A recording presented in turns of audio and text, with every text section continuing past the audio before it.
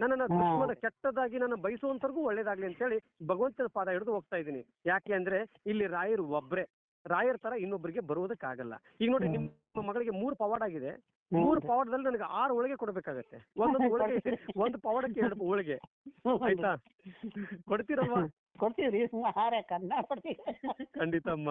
ನಿಮ್ಮ ಈ ಆನಂದ ಬಂದ್ರೆ ಸಾಕು ನಮ್ಮ ಮನೆಗೆ. ಬರ್ತೀನಿ ಕಣಮ್ಮ, ಅದೇ ನಮ್ಮ ಪುಣ್ಯ.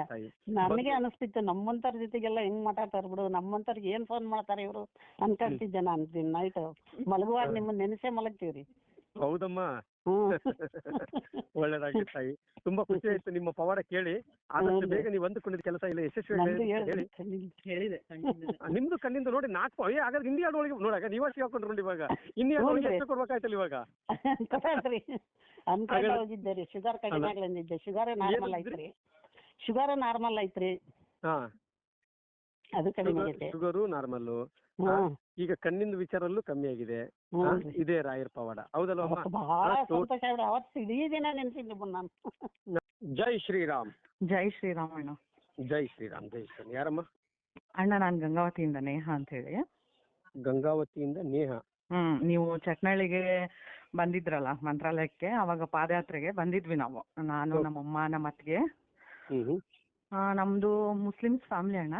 ಆಕ್ಚುಲಿ ಹೇಳ್ಬೇಕಂದ್ರೆ ನಮ್ಮ ಮಮ್ಮಿ ಪಪ್ಪಂದು ಇಂಟರ್ ಕ್ಯಾಸ್ಟ್ ಮ್ಯಾರೇಜ್. ನಾವ್ 2 ದೇವ್ರಿಗೂ ನಡ್ಕೊಂಡ್ ಬಂದೀವಿ ಮುಂಚೆಯಿಂದನು.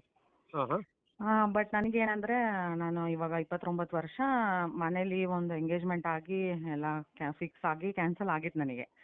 ನನ್ಗೆ ಅದು ಆಕ್ಚುಲಿ ಇಷ್ಟನೂ ಇರ್ಲಿಲ್ಲ. ಸ್ವಲ್ಪ ಮುಸ್ಲಿಮ್ಸ್ದು ಅಂದ ತಕ್ಷಣ ನಂಗೆ ರಿಸ್ಟ್ರಿಕ್ಷನ್ಸ್ ಜಾಸ್ತಿ ಇತ್ತು. ನಮ್ಮಮ್ಮ ಜಾಬ್ ಮಾಡ್ತಿದ್ರು, ಗೌರ್ಮೆಂಟ್ ಜಾಬ್. ಎಲ್ಲಿ ಅಂದ್ರೆ ಗದಗ ಹತ್ರ ಶಿರಟ್ಟಿಯಲ್ಲಿ. ಸೊ ಅಲ್ಲಿ ಎಲ್ಲ ಚೆನ್ನಾಗಿತ್ತು, ಎಲ್ಲ ಅಮ್ಮನ್ ಜಾಬ್ ಇತ್ತು, ಎಲ್ಲ ಹೈಫೈ ಆಗಿ ಬೆಳೆದಿದ್ವಿ ನಾವು. ಏನು ಕಷ್ಟ ಅಂದ್ರೆ ಏನಂತ ಗೊತ್ತಿರ್ಲಿಲ್ಲ ನಮ್ಗೆ ಅವಾಗ. ಆಲ್ಮೋಸ್ಟ್ ನಮ್ಮ ಅಣ್ಣ, ನಾನು, ನಮ್ಮ ತಮ್ಮ 3 ಜನ ಇದ್ದೀವಿ ಮಕ್ಳು. ನಮ್ಮ ಡ್ಯಾಡಿ, ನಮ್ಮಪ್ಪ. ಅಣ್ಣಂದು ಮದ್ವೆ ಆಯ್ತು 2012 ಅಲ್ಲಿ. ಅಣ್ಣ ಇವಾಗ ಟೆಂಡರ್ ವರ್ಕ್ ಮಾಡ್ತಿದ್ದೆ. ನಾನು ಓದಿದೆ, IAS ಎಕ್ಸಾಮಿಗೆ ಪ್ರಿಪೇರ್ ಮಾಡ್ತಿದ್ದೆ. ಪ್ರಿಲಿಮ್ಸ್ ಆಯ್ತು, ಮೇನ್ಸ್ ಅಲ್ಲಿ ಆಗಿರ್ಲಿಲ್ಲ. ಗೌರ್ಮೆಂಟ್ ಜಾಬ್ ಯಾವುದೂ ಆಗ್ಲಿಲ್ಲ ಆಕ್ಚುಲಿ, ಬಹಳ ಪ್ರಯತ್ನ ಪಟ್ಟೆ. ಅಲ್ಲಿವರೆಗೂ ನಾನು ರಾಯರ್ಗೆ ಎಲ್ಲೂ ಒಂದಿನಾನು ಪೂಜೆ ಮಾಡಿರ್ಲಿಲ್ಲ, ಏನೋ ನಡ್ಕೊಂಡಿರ್ಲಿಲ್ಲ ರಾಘವೇಂದ್ರ ಸ್ವಾಮಿಗೆ.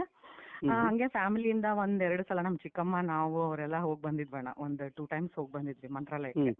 ಬಟ್ ಯಾವಾಗ ನಿಮ್ದು ವಿಡಿಯೋ ಎಲ್ಲ ನೋಡಿದ್ದೆ ನಾನು, ನೀವು ಗೋಮಾತೆ ಕರ್ಕೊಂಡು ಹೋಗಿ ಬೆಂಗಳೂರಿಂದ ಪಾದಯಾತ್ರೆ ಮಾಡ್ಕೊಂಡೆಲ್ಲ ತಗೊಂಡೋಗಿ ಬಿಟ್ಟು ಬಂದಿದ್ರಲ್ಲ, ನಾನು ನಮ್ಮಮ್ಮ ಅವಾಗಿಂದ ನಿಮ್ ವಿಡಿಯೋ ನೋಡಕ್ ಸ್ಟಾರ್ಟ್ ಮಾಡಿದ್ವಿ.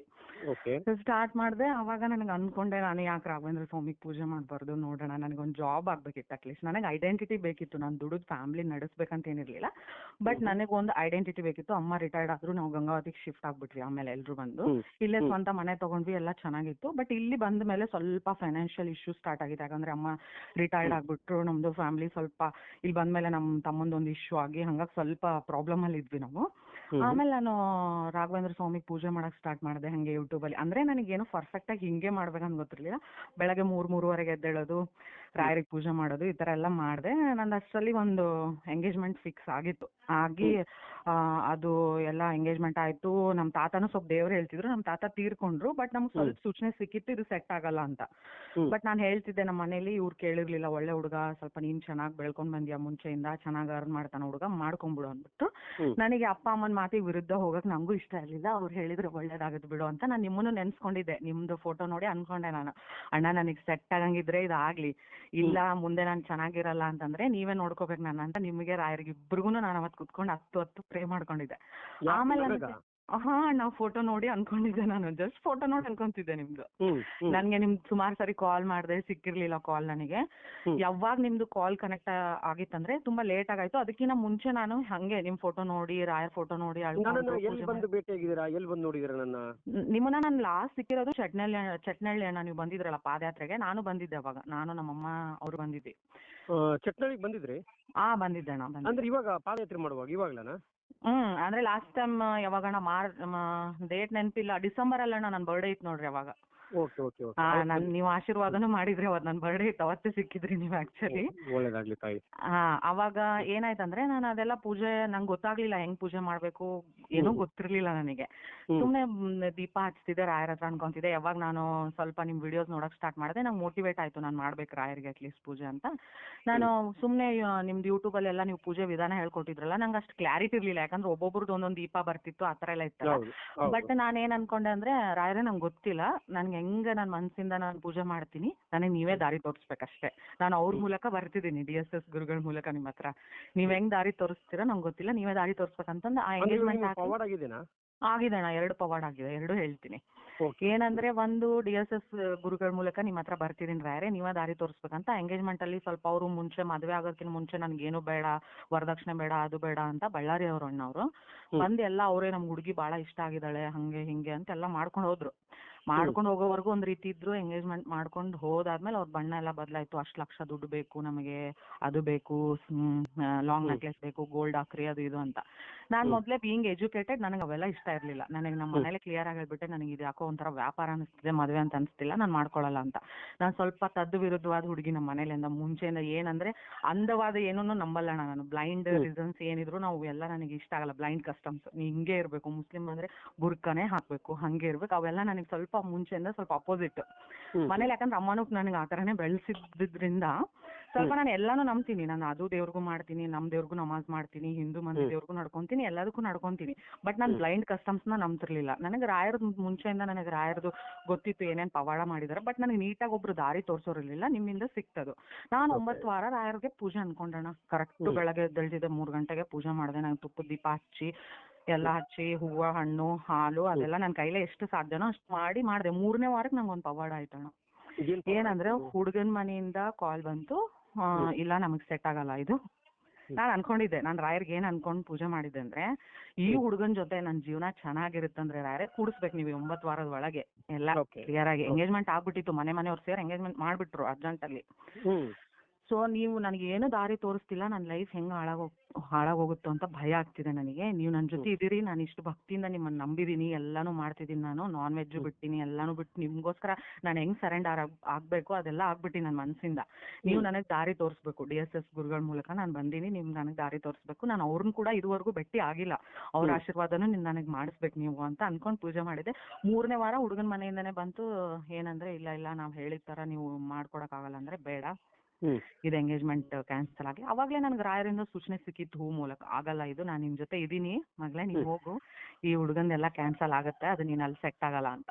ಅದು ಅಲ್ಲಿಗೆ ನಾನು ಏನು ಅಣ್ಣ, ಅದು ಒಂಚೂರು ಕಿರಿಕಿರಿ ಆಗ್ಲಾರ್ದಂಗೆ ಭಾಳ ಪ್ರೀತಿಯಿಂದಾನೆ ನಾವು ಮಾತಾಡ್ಕೊಂಡು ದೂರ ಆಗ್ಬಿಟ್ವಿ.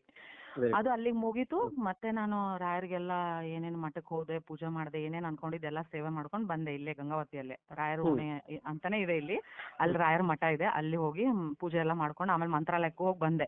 ಅಲ್ಲಿ ಹೋಗಿ ರಾಯರ ಮಠದಲ್ಲಿ ಕುತ್ಕೊಂಡು ಅನ್ಕೊಂಡ್ ಬಂದಿದ್ದೆ, ನಾನು ಇದುವರೆಗೂ ನಮ್ಮಮ್ಮ ನನಗೆ ಇಷ್ಟು ಚೆನ್ನಾಗಿ ಬೆಳೆಸಿದ್ದಾರೆ, ಯಾವ ಹುಡುಗನ ಹತ್ರನೂ ನಾನು ಮದುವೆ ಆಗೋದ್ಮೇಲೂ ನನಗೆ ಖರ್ಚಿಗಂತ ನಾನು ಏನು ಇದು ಮಾಡಿದ್ರು ನನಗೆ ತಗೊಳ್ಳೋ ಶಕ್ತಿ ಕೊಡ್ಬೇಕು ನೀವು. ಒಟ್ನಾಗ ನನಗೆ ಗೊತ್ತಿಲ್ಲ, ನನಗೊಂದು ವರ್ಕ್ ಫ್ರಮ್ ಹೋಮ್ ಜಾಬೇ ಬೇಕು, ನನ್ನ ದೂರ ಎಲ್ಲೂ ನಮ್ಮ ಅಪ್ಪ ಅಮ್ಮ ಕಳ್ಸಲ್ಲ, ನಾನು ಒಬ್ಬಳೆ ಮಗಳು, ನನಗೆ ವರ್ಕ್ ಫ್ರಮ್ ಹೋಮ್ ಜಾಬೇ ಬೇಕು ರಾಯರೇ, ನಾನು ಪೂಜೆ ಮಾಡ್ತೀನಿ ಅನ್ಕೊಂಡು ಮಾಡಿದೆ.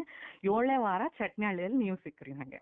ನಾನು ಮೆಸೇಜ್ ಹಾಕಿದ್ದೀನಿ ನಿಮ್ಗೆ ಹಿಂದಿನ ದಿನ, ಅಣ್ಣ ನಾನು ನಿಮ್ಮನ್ನ ಮೀಟ್ ಆಗಕ್ಕೆ ಬರ್ತಿದ್ದೀನಿ. ಹಂಗೆ ರಾಯರ ಹತ್ರ ಕುತ್ಕೊಂಡು ಫುಲ್ ಹತ್ತು ಬಿಟ್ಟಿದ್ದೆ ಅಣ್ಣ, ನಂಗೆ ಏನೂ ಗೊತ್ತಿಲ್ಲ, ನಂಗೆ ಬ್ಲ್ಯಾಂಕ್ ಆಗ್ತಿದೆ ಎಲ್ಲ ದಾರಿ, ಏನ್ ಮಾಡ್ಬೇಕು ಗೊತ್ತಾಗ್ತಿಲ್ಲ ನನಗೆ. ಅಂದ್ರೆ ನಾನು ಫೈನಾನ್ಷಿಯಲ್ ಇಶ್ಯೂಸ್ ಅದೇನಿರ್ಲಿಲ್ಲ, ಒಟ್ನಾಗ ಮನ್ಸಿಗೆ ನೆಮ್ಮದಿ ಇರ್ಲಿಲ್ಲ ಅಣ್ಣ, ನನಗೆ ಏನ್ ತಗೋಬೇಕು ಡಿಸಿಷನ್ ಗೊತ್ತಾಗ್ತಿರ್ಲಿಲ್ಲ ನನಗೆ. ನಂಗೆ ಒಟ್ನಲ್ಲಿ ನಾನು ದುಡಿಬೇಕು, ನನಗೆ ಈ ಮದ್ವೆದಂತೂ ಮೈಂಡಲ್ಲಿ ಇಲ್ಲ ಸದ್ಯಕ್ಕೆ, ದುಡಿಬೇಕು, ನನಗೆ ಅದು ಹೆಂಗ್ ದಾರಿ ತೋರಿಸ್ತಿರೋದಾದ್ರೆ, ನನಗೆ ಯಾರು ಮನೇಲಿ ಹೆಲ್ಪ್ ಮಾಡೋರಿಲ್ಲ ಅಂತಂದಾಗ ನಾನು ನಿಮ್ದು ಫೋಟೋ ಅದೇ ಹೇಳಿದ್ನಲ್ಲ ಅಣ್ಣ, ಆ ಥರ ನೋಡಿ ಅನ್ಕೊಂತಿದ್ದೆ, ಅನ್ಕೊಂಡು ಪೂಜೆ ಮಾಡ್ತಿದ್ದೆ. ಒಂದಿನ ನನಗೆ ಯೂಟ್ಯೂಬ್ ಅಲ್ಲಿ ಒಂದು ವರ್ಕ್ ಫಾರ್ ಇಂಡಿಯಾ ಆ್ಯಪ್ ಅಂತ ಒಂದು ಆ್ಯಪ್ ಸಿಕ್ತು. ಆ ಆ್ಯಪ್ ಮೂಲಕ ಸುಮ್ಮನೆ ಹಾಕೋಣ ಅಂತ ಅಪ್ಲಿಕೇಶನ್ ಹಾಕ್ಬಿಟ್ಟೆ. ಅವ್ರು ಆ ಕಡೆಯಿಂದ ನನಗೆ ಮ್ಯಾನೇಜರ್ ಕಾಲ್ ಮಾಡ್ಬಿಟ್ಟು, ನಿಮ್ದು ಇಂಟರ್ವ್ಯೂ ಎಲ್ಲ ಸೆಟ್ ಆಗಿದೆ ಅಮ್ಮ, ನೀವು ಇಂಟರ್ವ್ಯೂ ಕೊಡಬೇಕು ಹಂಗಿಂಗ್ ಅಂತ ಜಸ್ಟ್ ಹಾಕಿದೆ ಅಣ್ಣ. ಹಾಕಿ ಕೈ ಬಿಟ್ಬಿಟ್ಟಿದ್ದೆ, ಅವರಿಂದ ಏನೂ ರಿಪ್ಲೈ ಬಂದಿಲ್ಲ ಫಸ್ಟ್ ಸ್ಟಾರ್ಟಿಂಗ್ ಸ್ವಲ್ಪ ದಿನ ನನಗೆ. ಆಮೇಲೆ ನಿಮ್ಮನ್ನ ಭೇಟಿ ಆದೆ ನಾನು, ಎಲ್ಲಿ ನಿಮ್ಗೆ ವಾಟ್ಸಪ್ಪಲ್ಲಿ ನನಗೆ ಅಮ್ಮ ನೀನೇನು ಚಿಂತೆ ಮಾಡಬೇಡ, ರಾಯರ್ ಇದಾರಮ್ಮ, ನಿನಗೆಲ್ಲ ಒಳ್ಳೇದಾಗುತ್ತೆ ಅಂತ ಒಂದೇ ಮೆಸೇಜ್ ಹಾಕಿದ್ರಿ ನೀವು. ಫುಲ್ಲು ಖುಷಿಯಾಗಿ ಹತ್ಕೊಂಡು ನಮ್ಮ ಅಮ್ಮನ ಹತ್ರ ಹೇಳಿದೆ, ಅಮ್ಮ ಇವತ್ತು ಬೆಳಗ್ಗೆ ನಾನು ರಾಯರ ಹತ್ರ ಅನ್ಕೊಂಡಿದ್ದೆ DSS, ನಂಗೆ ಒಟ್ನಲ್ಲಿ ನಿಮ್ದು ಆಶೀರ್ವಾದ ಐತಂದ್ರೆ ನಂಗೆ DSS ಗುರುಗಳಿಂದ ಒಂದು ರಿಪ್ಲೈ ಆದ್ರೂ ಬರ್ಬೇಕು ಅಟ್ಲೀಸ್ಟ್ ವಾಟ್ಸಪ್ಪಲ್ಲಿ ಅಂತ ಅನ್ಕೊಂಡಿದ್ದೀನಣ್ಣ. ರಾತ್ರಿನೇ ರಿಪ್ಲೈ ಮಾಡಿದ್ದೀರಾ ನೀವು, ನನಗೆ ಫುಲ್ಲು ಖುಷಿ ಆಗ್ಬಿಡ್ತು. ಅಮ್ಮ ಅಣ್ಣ ರಿಪ್ಲೈ ಮಾಡಿದಾರೆ, ಅಮ್ಮ ಅಣ್ಣ ರಿಪ್ಲೈ ಮಾಡಿದಾರೆ ಅಂತ ನಾನು ಫುಲ್ಲು ಖುಷಿಯಾಗಿ ಅಮ್ಮನ ಹತ್ರ ಹೇಳಿದೆ. ಅಮ್ಮ ನಾನು ಅವಾಗಲೇ ಸರಿ ನಾವು ಹೋಗ್ಬಿಡೋಣ ಮಂತ್ರಾಲಯಕ್ಕೆ, ನಿಮ್ಮ ಲೈವಲ್ಲಿ ನೋಡ್ಬಿಟ್ವಿ ನೀವು ಬರ್ತಿದ್ರೆ ಅಂತ ಫುಲ್ ಖುಷಿ ಆಗ್ಬಿಡ್ತು. ನಮ್ಮ ಮನೇಲೆಲ್ಲ ನಮ್ಮ ಡ್ಯಾಡಿಗೆಲ್ಲ ಹೇಳಿ ನಾವು ಹೋಗ್ಬಿಡೋಣ ಅಂತ. ನಾವು ಫಸ್ಟ್ ಅಲ್ಲಿ ಮಂತ್ರಾಲಯದಲ್ಲಿ ಪರಿಚಯ ಇದ್ರು ನಮ್ಮ ರೂಮ್ ಅವರು, ಅವ್ರಿಗೆ ಬುಕ್ ಮಾಡಿ ಎಲ್ಲ ಅಲ್ಲಿ ಬಂದು ನಿಮ್ಮನ್ನು ಮೀಟ್ ಆಗಿ ಆಮೇಲೆ ಅಲ್ಲಿ ನೀವು ಹೇಳಿದ್ರಿ ಎಷ್ಟನೇ ವಾರಮ್ಮ ಪೂಜೆ ಅಂದ್ರೆ, ಅಣ್ಣ ನಾನು ಆಲ್ರೆಡಿ ನನಗೆ ಹೆಂಗೋ ಒಟ್ನಾಗ ಭಕ್ತಿನ ಪೂಜೆ ಮಾಡ್ತಿದ್ದೀನಿ ನಾನು, 7ನೇ ವಾರ ಇದು, ನನಗೆ ಇನ್ನೂ 2 ವಾರ ಐತಿ ಜಾಬ್ ಆಗ್ಬೇಕಂದ್ರೆ 9ನೇ ವಾರ ಕರೆಕ್ಟ್ ಗುರುವಾರದ ದಿನಾನೇ ನನಗೆ ಇಂಟರ್ವ್ಯೂ ಕೊಟ್ಟಣ. ಗುರುವಾರದ ದಿನ ಸೆಲೆಕ್ಷನ್ ಆಯ್ತು. ನೆಕ್ಸ್ಟ್ ಗುರುವಾರನೇ ನಂದೊಂದು ಅಮೌಂಟ್ ಬಂತು ಸ್ಯಾಲ್ರಿದು. Next ಗುರುವಾರನೇ promotion. ಎಲ್ಲ ಗುರುವಾರನೇ ನಂದೆಲ್ಲ ಆಗಿರೋದು. ಬಾ ಬಾ ಬಾ ಬಾ. ಅಲ್ಲಮ್ಮ ಕೆಲಸ ಏನ್ ಪೇಮೆಂಟ್ ಅಮ್ಮ? ಪೇಮೆಂಟ್ ಅಣ್ಣ ಇವಾಗ ಒಂದು 40,000 ವರ್ಗೂ ಇದೆ ಅಣ್ಣ. ಇವಾಗ ಇನ್ನ 1 ಲಕ್ಷವರೆಗೂ ಆಗೋದಿದೆ. ನಿಮ್ಮ ಆಶೀರ್ವಾದ ಆಗ್ಬೇಕು. 1 ಲಕ್ಷನೇ ಆಗುತ್ತೆ ಹೋಗಮ್ಮ. ಸಂಬಳನೂ ಬರುತ್ತೆ, ಈ ಕಡೆ ನಿಮ್ಗೆ ನೀವು ಅಂದ್ಕೊಂಡಿದ್ ಕೆಲಸನೂ ಯಶಸ್ವಿ ಆಗುತ್ತೆ. 1 ಲಕ್ಷ ಅನ್ಕೊಂಡಿದ್ಯಾ, 1 ಲಕ್ಷನೇ ಬರ್ಲಿ ನನ್ನ ತಾಯಿ. ಇನ್ನೊಂದು ವಿಚಾರದಲ್ಲಿ ಇಲ್ಲಿ ರಾಘವೇಂದ್ರ ಸ್ವಾಮಿ ಅವ್ರನ್ನ ನಂಬಿ ಒಂದ್ ಹೆಜ್ಜೆ ಮುಂದೆ ಹಾಕಿದ್ರೆ ನಮ್ಮ ಬದುಕು ರಾಯಲ್ ಆಗಿರುತ್ತೆ. ಹೌದಣ್ಣ. ಅದೇ ಮುಖಾಂತರದಲ್ಲಿ ಇಲ್ಲಿ ರಾಯರು ಯಾವ ಜಾತಿ ಅಂತ ಕೇಳಿಲ್ಲ. ನೀನ್ ಹಿಂದೂನೋ, ಕ್ರಿಶ್ಚಿಯನೋ, ಮುಸಲ್ಮಾನೋ, ಎಸ್ಸಿನೋ ಅಂತ ಕೇಳಿಲ್ಲ. ರಾಯರು ಕೇಳಿದ್ದು ನನಗೆ ಎಲ್ಲಾ ಜಾತಿಯವರು, ಎಲ್ಲಾ ಧರ್ಮದವರು ನನಗೆ ಒಂದೇ, ಎಲ್ಲರೂ ನನ್ನ ಮಕ್ಕಳು ಅಂತ ಹೇಳಿ ಬೃಂದಾವನದಲ್ಲಿ ಜೀವಂತವಾಗಿ ನೆಲೆಸಿದ್ದಾರೆ. ಅರ್ಥ ಆಯ್ತಮ್ಮ? ಇಲ್ಲಿ ನೀವು ಮುಸಲ್ಮಾನೋ ಅಥವಾ ನೀವು ಕ್ರಿಶ್ಚಿಯನೋ, ಹಿಂದೂನೋ ಅದು ಯಾವ್ದು ಬೇಡ ರಾಘವೇಂದ್ರ ಸ್ವಾಮಿ ಅವರಿಗೆ. ರಾಯರು ಏನ್ ಹೇಳಿದ್ದಾರೆ, ನೀವೆಲ್ಲರೂ ನನ್ನ ಮಕ್ಕಳು ಕಣಮ್ಮ ಅಂತ ಹೇಳಿದ್ದಾರೆ. ಆಯ್ತಮ್ಮ? ನೀವ್ ಭಕ್ತಿಯಿಂದ ಪೂಜೆ ಮಾಡ್ರಿ. ನೀವ್ ಭಕ್ತಿಯಿಂದ ಪೂಜೆ ಮಾಡಿ ತಂದೆಯಾಗಿ ಕರೆದ್ರೆ ತಂದೆಯಾಗಿ ಬರ್ತಾರೆ, ಅಣ್ಣನಾಗಿ ಕರೆದ್ರೆ ಅಣ್ಣನಾಗಿ ಬರ್ತಾರೆ, ತಮ್ಮನಾಗಿ ಕರೆದ್ರೆ ತಮ್ಮನಾಗಿ ಬರ್ತಾರೆ. ನೀ ಸ್ನೇಹಿತನಾಗಿ ಬಾರಪ್ಪ ಅಂದ್ರೆ ಸ್ನೇಹಿತನಾಗಿ ನಿಮ್ಮ ಒಟ್ಟಿಗೆ ಬರ್ತಾರೆ. ಅದೆಲ್ಲದಕ್ಕಿಂತ ಮೀರಿ ಮಗುವಾಗಿ ನೀನು ಬಾರಪ್ಪ ಅಂತ ಕೇಳಿದ್ರೆ ಮಗುವಾಗಿ ಕೂಡ ಬರ್ತಾರೆ ರಾಘವೇಂದ್ರ ಸ್ವಾಮಿ ಅವರು. ಇಲ್ಲಿ ರಾಯರು ನೋಡಮ್ಮ, ರಾಯರಿಗೆ ರಾಗಪ್ಪ ಅಂದ್ರೆ ತುಂಬಾ ಖುಷಿ. ಆಯ್ತಮ್ಮ? ರಾಯರ ಹೆಸರನ್ನು ಹೇಳ್ಕೊಂಡು ಒಂದ್ ಹೆಜ್ಜೆ ಮುಂದೆ ಹಾಕಿದ್ರೆ ನಿಮ್ಮ ಬದುಕನ್ನೇ ಬದಲಾಯಿಸಿ ಬಿಡ್ತಾರೆ ಮಹಾನ್ ಗುರು ರಾಘವೇಂದ್ರ ಸ್ವಾಮಿ ಅವರು. ನೋಡಿ, ಇವತ್ತು ನೀವು 9 ವಾರ ಮುಗಿದ್ರ ಒಳಗಡೆನೆ ನಿಮ್ಗೆ 3 ಪವಾಡ ಆಗಿದೆ. ಒಂದು ಕೆಲಸ ಸಿಕ್ತು, ಒಂದು ನಿಮ್ದು ದುಡ್ಡು ಬಂತು, ಇನ್ನೊಂದು ನಿಮ್ಮ ಮದುವೆ ವಿಚಾರದಲ್ಲಿ ನೀವು ಕೇಳಿದ್ದೆಲ್ಲ ಕೊಡುವಂತ ಗುರುಗಳಂತ ಯಾರು ಇದ್ದಾರೆ ಅಂತಂದ್ರೆ ಮಹಾನ್ ಗುರುಗಳಾದಂತವ್ರು ಗುರು ರಾಘವೇಂದ್ರ ಸ್ವಾಮಿ ಅವರು ಮಾತ್ರ. ಯಾಕಂದ್ರೆ ಇಲ್ಲಿ ಎಲ್ಲಾರನ್ನೂ ಒಲಿಸಿಕೊಂಡಂತ ಮಹಾನ್ ಗುರುಗಳು, ದೇವತೆಗಳನ್ನ ಒಲಿಸಿಕೊಂಡಂತವ್ರು ಮಹಾನ್ ಗುರುಗಳು. ಇಲ್ಲಿ ನೋಡಿ, ಇಲ್ಲಿ ಪವಾಡ ಆಯ್ತು ಅಂತ ಹೇಳಿದ್ರೆ ಇಲ್ಲಿ ಪವಾಡ ಆಗಿದೆ, ಆದ್ರೆ ನೀವು ಮಂತ್ರಾಲಯಕ್ಕೆ ಹೋಗ್ಬೇಕು. ಇಲ್ಲಿ ರಾಯರ ತರ ಪ್ರತಿರೂಪ ಇನ್ನೊಬ್ಬರಿಗೆ ಬರುವುದಕ್ಕಾಗಲ್ಲ. ಇಲ್ಲಿ ನಾನು ರಾಯರಾಗೋದಕ್ಕಾಗಲ್ಲ. ಆದ್ರೆ ನಾನು ರಾಯರ್ ಹಿಂಗಿದಾರೆ, ಹಿಂಗ್ ಭಕ್ತಿಯಿಂದ ಪೂಜೆ ಮಾಡ್ರಿ ಅಂತ ಮಾತ್ರ ತಿಳಿಸ್ಕೊಡ್ತಾ ಇದ್ದೀನಿ. ಆಯ್ತಮ್ಮ? ಇಲ್ಲಿ ಎಲ್ಲಾರ ಮೈಲೂ ರಾಯರ ಫೋಟೋ ಬರ್ಬೇಕು. ಅಲ್ಲಿ ಏನೋ ಒಂದು ಇದೆ ಅಂದ್ರೆ ನೀವು ಮಾರ್ಗದರ್ಶನ ಕೊಡಕ್ ಒಬ್ರು ಬೇಕಲ್ಲಣ್ಣ. ಅದ್ರ ನಿಮ್ ಮೂಲಕ ನಿಮ್ಮಲ್ಲೇ ನೋಡ್ತೀವಿ ನಾವು. ನಾನು ಆಕ್ಚುಲಿ ಹೇಳಿದ್ನಲ್ಲ, ನಿಮಗೆ ನನಗೆ ಏನ್ ಸಂಬಂಧನೂ ಇಲ್ಲ, ಮುಂಚೆ ಮಾತಾಡಿಲ್ಲ. ಜಸ್ಟ್ ಫೋಟೋ ನೋಡಿ ನಾನು ಅನ್ಕೊಂತಿದ್ದೆ ಈ ಕೆಲಸ ಆಗ್ಬೇಕು. ನಮ್ಮಮ್ಮನೂ ಮೊನ್ನೆ ಹಾಸ್ಪಿಟ್ಲಿಗೆ ಸುಮ್ನೆ ಹಂಗೆ ಸ್ವಲ್ಪ ಕಣ್ ಚೆಕಪ್ಪಿಗೆ ಅಂತ ಹೋಗಿದ್ವಣ್ಣ. ನಿಮಗೆ ಅನ್ಕೊಂಡಿದಾರೆ ನಮ್ಮಮ್ಮ, ಏನು ನನ್ನ ಕಣ್ಣಿಂದ ಏನು ಪ್ರಾಬ್ಲಮ್ ಆಗ್ಬಾರ್ದು, ಎಲ್ಲ ಇದಾಗ್ಲಿ ಹಂಗಿಂಗ ಅಂತ. ಡೈಲಿ ನಿಮ್ ವಿಡಿಯೋ ನೋಡ್ತಾರಲ್ಲ, ನೀವಂದ್ರೆ ಬಹಳ ಇಷ್ಟ ಅವರಿಗೆ. ಆತರ ಹಂಗ್ ಅನ್ಕೊಂಡು ಏನೋ ಪೊರಿಗಿರಿ ಏನು ಬಂದಿರಬಾರ್ದಂದ್ರೆ ಸುಮ್ನೆ ಚೆಕಪ್ಪಿಗೆ ಹೋದ್ವಿ, ಮಾಡಿಸ್ಕೊಂಡ್ವಿ. ಏನಿಲ್ಲ, ಎಲ್ಲ ಕ್ಲಿಯರ್ ಇದೆ ನಿಮ್ ಕಣ್ಣು, ಏನು ಬೇಕಾಗಿಲ್ಲಮ್ಮ, ಎಲ್ಲ ಚೆನ್ನಾಗಿದೆ ಅಂತ ಡಾಕ್ಟರ್ ಹೇಳಿ ಕಳ್ಸಿದ್ರು. ಒಳ್ಳೇದಾಗ್ಲಿ ನನ್ನ ತಾಯಿ, ತುಂಬಾ ಖುಷಿ ಆಗೈತಿ. ಈಗ 3 ಪವಾಡ ಆಗಿದೆ, ಮತ್ತೆ ನನಗೆ 6 ಹೋಳಿಗೆ ಕೊಡ್ಬೇಕಲ್ಲ. ಒಂದು ಪವಾಡಕ್ಕೆ 2 ಹೋಳಿಗೆ. ನೀವು ನಮ್ಮ ಮನೆಗ್ ಬಂದ್ಬಿಟ್ರೆ ಇನ್ನ ನಮ್ಮಷ್ಟು ಪುಣ್ಯ ಮಾಡಿದವ್ರೆ ಯಾರಿಲ್ಲ. ನಾನು ಅದನ್ನೇ ಅಂತಿರ್ತೀನಿ ನಮ್ಮ ಅತ್ತಿಗೆ, ಯಾವಾಗ ಬರುತ್ತೀನೋ ನಮ್ ಕರ್ಮ ಎಲ್ಲ ಕಳೆದ್ ನಮ್ಮ ಮನೆಗ್ ಬರ್ಬೇಕು ಅವ್ರು. ಬರ್ತೀನಿ ನನ್ನ ತಾಯಿ. ಒಂದು ವಿಚಾರ, ನಾನು ಸಿಗಬೇಕಂದ್ರೆ 4 ವರ್ಷ ಆಯ್ತು, 5 ವರ್ಷ ಆಯ್ತು. ಅವ್ರು ಪಾಪ ಕ್ರಮಗಳು ಕಳೆದು ಹೋದ್ರೆ ಮಾತ್ರ ನಾನು ಸಿಗೋದು. ನೆನಪಿಟ್ಕೊಂಡ್ಬಿಡಿ, ಅಷ್ಟು ಬೇಗ ನಾನು ಸಿಗಲ್ಲ. ದಿನಕ್ಕೆ 10,000 ಜನ ಫೋನ್ ಮಾಡ್ತಾರೆ. ಒಬ್ಬೊಬ್ಬರದು ಕತೆ ಕೇಳಿದ್ಮೇಲೆ, ನೀವು ಚಟ್ನಳ್ಳಿಗೆ ಬಂದಾಗ ಒಬ್ಬೊಬ್ಬರದು ಒಂದೊಂದು ಸ್ಟೋರಿ ಕೇಳಿದ್ಮೇಲೆ ನನಗೆ ಅದೇ ಫೀಲ್ ಆಗಿತ್ತು. ನಾವ್ ಎಷ್ಟು ಬ್ಲೆಸ್ಡ್ ಅಪ್ಪ ಅನ್ಕೊಂಡು ಒಂದ್ ವಾರದಲ್ಲಿ ಅನ್ಕೊಂಡಿದ್ವಿ ನಾವು ಸಿಗ್ಬೇಕಂತ. ಅಷ್ಟ್ರಲ್ಲೇ ನೀವು ಸಿಕ್ಕಿದ್ರಲ್ಲ, ಅದೇ ಖುಷಿ ಆಯ್ತು ನನಗೆ. ಚಟ್ನಳ್ಳಿ ಬಂದಾಗ 4 ವರ್ಷ ಆಯ್ತು, 2 ವರ್ಷ ಆಯ್ತು, 3 ವರ್ಷ ಆಯ್ತು, ಹುಡುಕ್ತಾ ಇದ್ದೀನಿ, ನೀವು ಸಿಕ್ಕಿಲ್ಲ ಅಂತಂದು ಪಾಪ ಎಷ್ಟೋ ಜನ ತಾಯಿಂದ್ರು ಪರದಾಡ್ತಾ ಇದ್ರು. ಆದ್ರೆ ನೋಡಮ್ಮ, ನಂದು ಏನು ಇಲ್ಲ ಕಣಮ್ಮ. ನಾನು ಇಲ್ಲಿ ರಾಯರಲ್ಲಮ್ಮ, ನಾನ್ ದೇವ್ರಲ್ಲಮ್ಮ. ನಾನು ನಿಮಗೆ ಸಾಧಾರಣವಾದ ಒಬ್ಬ ಮನುಷ್ಯ ಅಮ್ಮ. ನಿಮಗೆ ಪವಾಡ ಆಯ್ತು ಅಂದ್ರೆ ಮಂತ್ರ ಹೋಗ್ರಿ, ನಿಮ್ಗೆ ಪವಾಡ ಆಯ್ತು ಅಂದ್ರೆ ರಾಯರ ಆಶೀರ್ವಾದ ಪಡ್ಕೊಂಡ್ ಬನ್ರಿ. ಇಲ್ಲಿ ನಾನ್ ರಾಯರ ಆಗಲ್ಲ. ಇಲ್ಲಿ 700 ವರ್ಷ ಬೃಂದಾವನದಲ್ಲಿ ಜೀವಂತವಾಗಿ ನೆಲೆಸಿದ್ದಂದ್ರೆ ಏಕೈಕ ಗುರು ರಾಘವೇಂದ್ರ ಸ್ವಾಮಿ ಒಬ್ರೆ. ಆದ್ರೆ ಎಷ್ಟೋ ದೇವತೆಗಳನ್ನು ಒಲಿಸ್ಕೊಂಡಿದ್ದಾರೆ ರಾಯರು. ಪ್ರತಿ ಒಬ್ಬೊಬ್ರು ಮನೆಯಲ್ಲೂ ರಾಯರ ಫೋಟೋ ಬರ್ಬೇಕು, ಪ್ರತಿ ಒಂದೊಂದು ವಾಹನದಲ್ಲೂ ರಾಯರ ಫೋಟೋ ಬರ್ಬೇಕು. ಇದೇ ನನ್ನ ಆಸೆ. ಯಾಕಂದ್ರೆ ಅವ್ರು ನಮ್ಮಷ್ಟೇ ತಂದೆ ಅಲ್ಲ, ನಿಮ್ಮೆಲ್ಲರ ತಂದೆ ಗುರು ರಾಘವೇಂದ್ರ ಸ್ವಾಮಿ ಅವರು. ನೋಡಮ್ಮ, ಇನ್ನೂ ಹೆಚ್ಚಿನ ರೀತಿಯಾಗಿ ನಿಮ್ಗೆ ಒಳ್ಳೇದಾಗ್ಲಿ ಅಂತ ಹೇಳಿ ಗುರು ರಾಘವೇಂದ್ರ ಸ್ವಾಮಿಯವರ ಪಾದವನ್ನು ಹಿಡಿದು ನಾನು ಕೇಳ್ತಾ ಇದ್ದೀನಿ. ರಾಮನ ನಿಮ್ದು ಆಶೀರ್ವಾದ ಇರ್ಬೇಕಣ್ಣ. ಖಂಡಿತ. ನಿಮ್ಮ ಧ್ವನಿ ಮುಖಾಂತರ ತಾಯಿ ಇದಾರೇನಮ್ಮ?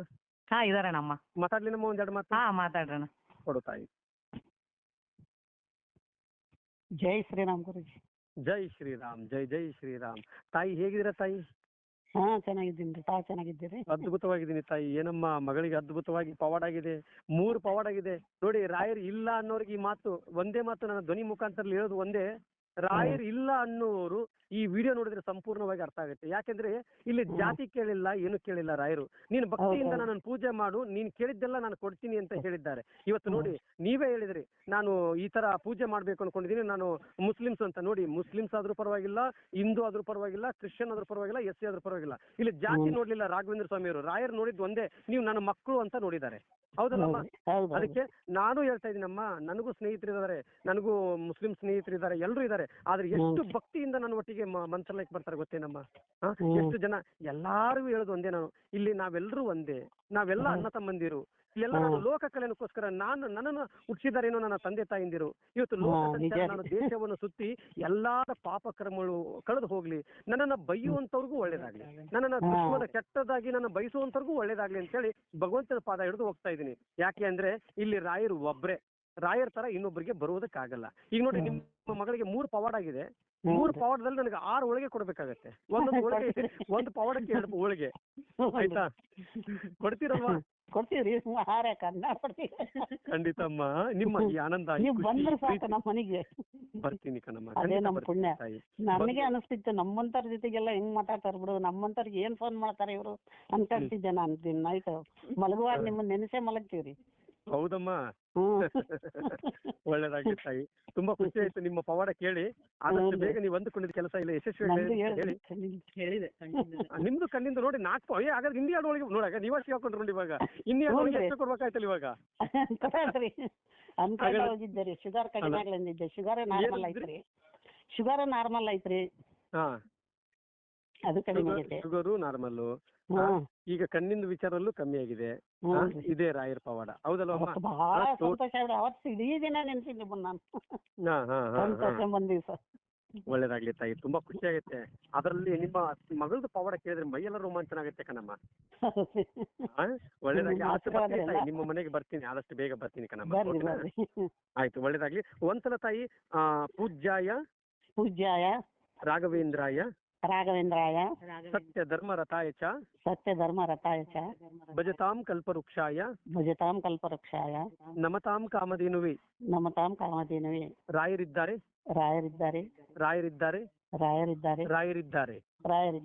ಜೈ ಶ್ರೀರಾಮ್. ಜೈ ಜೈ ಶ್ರೀರಾಮ್. ಒಳ್ಳೇದಾಗ್ಲಿ ತಾಯಿ.